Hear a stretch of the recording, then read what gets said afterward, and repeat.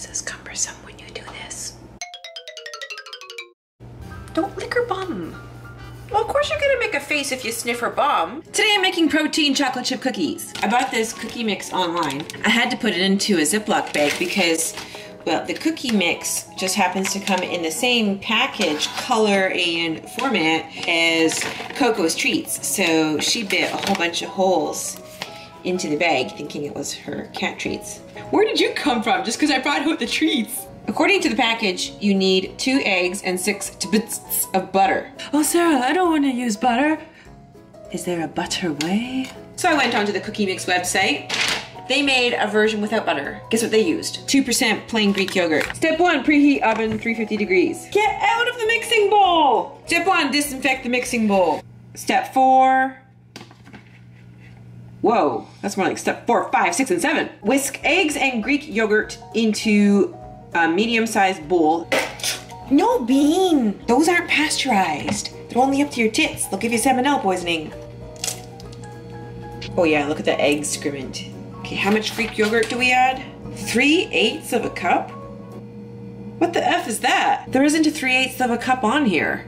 Okay, so 4/8 of a cup would be half a cup, and 2/8 of a cup would be a quarter of a cup. So 3/8 would be exactly midpoint between half a cup and a quarter of a cup, which would make it just slightly more than a third of a cup. Oh, but Sarah, can we use 0% or does it have to be 2% Greek yogurt?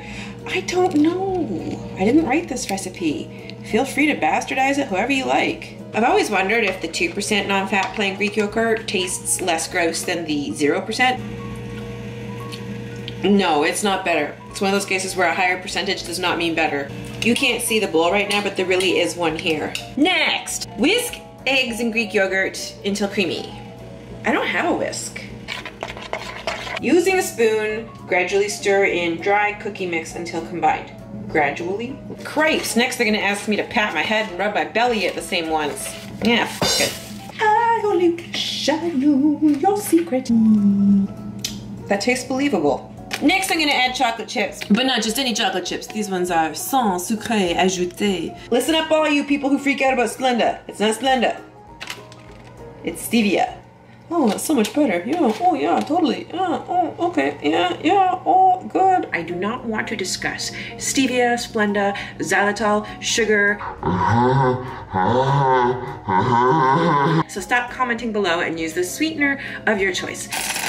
3/8 of a cup. Let me show you my secret tip. Don't add all the chips. Keep some on the side and I'll show you why later. Don't stand on the cookie sheets.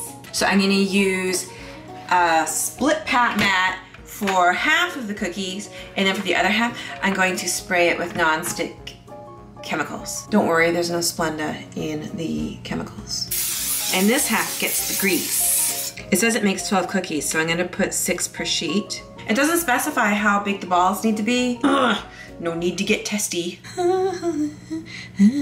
Crap, I only have 1 split pat mat. All right, now we have 4 different experiments running. So in America, people say experiment, like spearmint gum. And in Canada, we say experiment. Next, take the extra chips and put them on top. Makes it very aesthetically pleasing.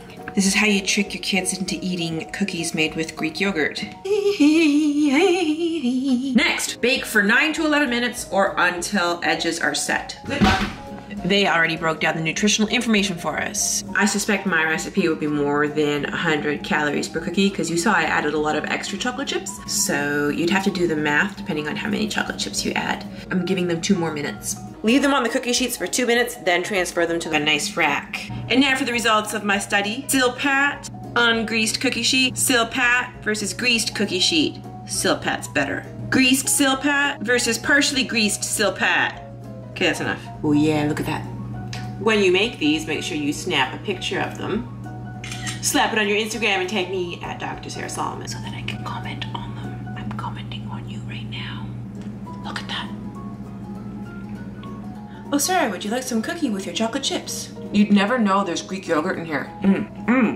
Make them. Next, so Mom tried one of my cookies and she said it tasted amazing, and I agree. I think they taste really good.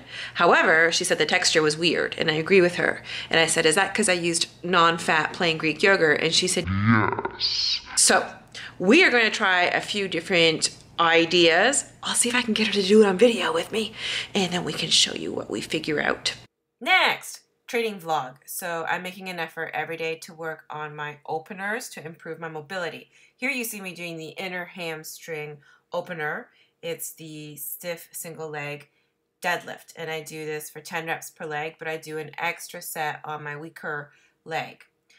This is the shoulder opener sequence, and I do 5 reps, and then I switch my grip. You saw I had the neutral grip, then I switched to the supinated grip.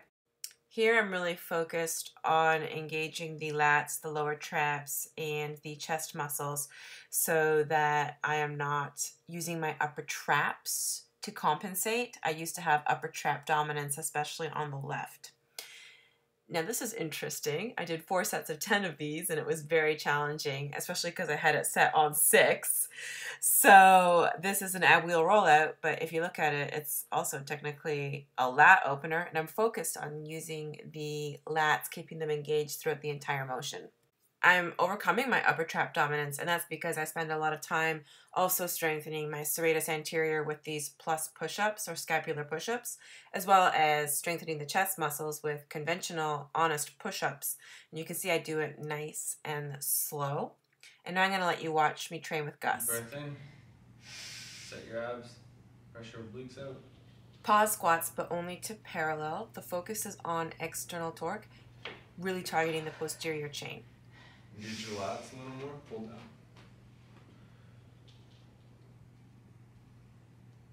Oh, I didn't pause.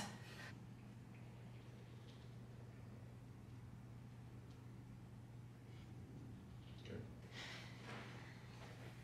No, I'm helping you. Let go. Yeah, I got you. Come on, trust fall. Yeah, there we go. It's okay, it's okay, it's okay, it's okay. There you go. Punch. Pull down right to your shoulder. Pull like a lat. Pull down, punch up. Good. Knuckles up to the ceiling. Good. Pull. 10. Oh my god. There were a couple of times where you also just kind of let the bar come down instead of. When I get tired, I get sloppy. Yeah. I don't know if he's a lap cat. We're gonna make him one. Just stay with me. Like this then. Let's set it down straight. For a minute. Really working on that internal torque chain. Keep going for a minute. Breathe at the top. Soften your knees a little bit more and push your butt back slightly. Press your external obliques out. Squeeze your pecs. Keep going. Keep that internal torque. Keep your chin down. Halfway. Moving along to pistol squats. So I have an update for you. You already know that I can do them on the left, but the right side is my weaker side. And so historically, I always fall on my butt. Well, the good news is that all of the strong fit training is working. And watch this. Here you see me working on conventional deadlifts.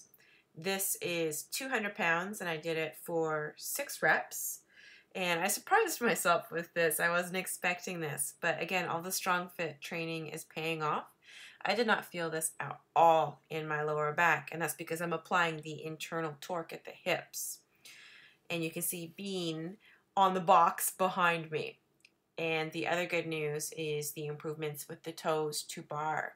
And I attribute this to a better kip and stronger lats.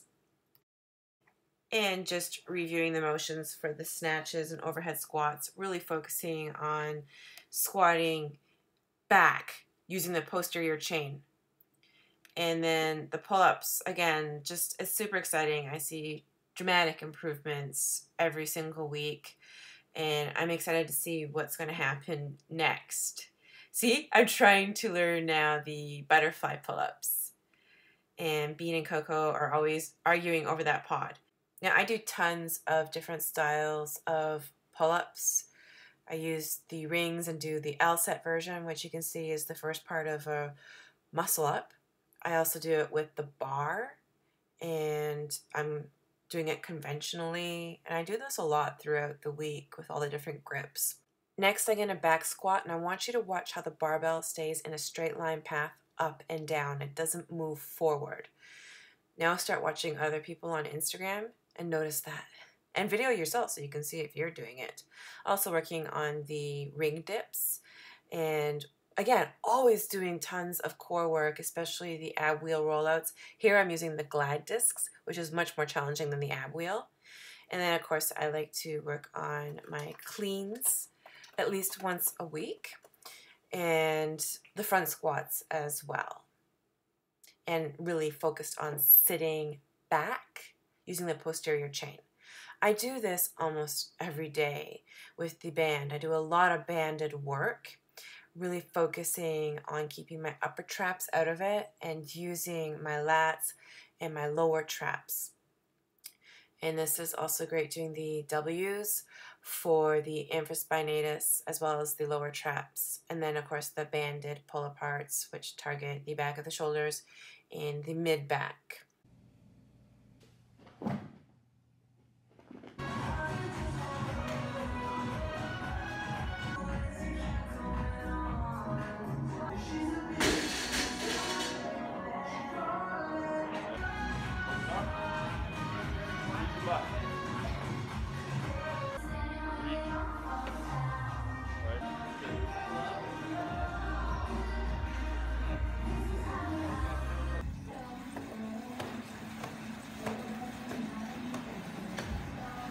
He wants me to try this. Yeah.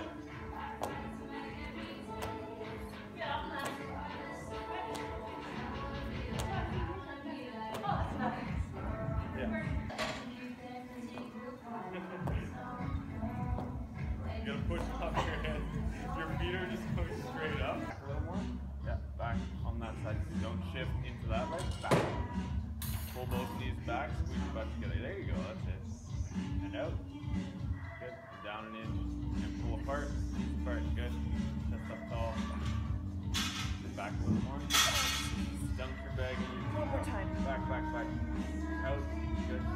Back. Out, out, out, out, out, out. I can't do it. Good. Very good. Up on your chin. Up on your chin. Good. Good. Back. Changing the subject, look, I got a new sexy sports bra from Victoria's Secret. See, it's very sexy because it's from Victoria's Secret. Next, join me for meal prep. Oh, Sarah, why do you always make this all the time? Because it's friggin' awesome. Oh, look, this one's a boy. I use 1 scoop per avocado. This is my sweetener of choice. I use a generous amount because, well, avocado in your dessert is disgusting. Look at that. Strawberries to dip into the chocolate avocado pudding. Make it. I hope you enjoyed today's vlog, and subscribe or else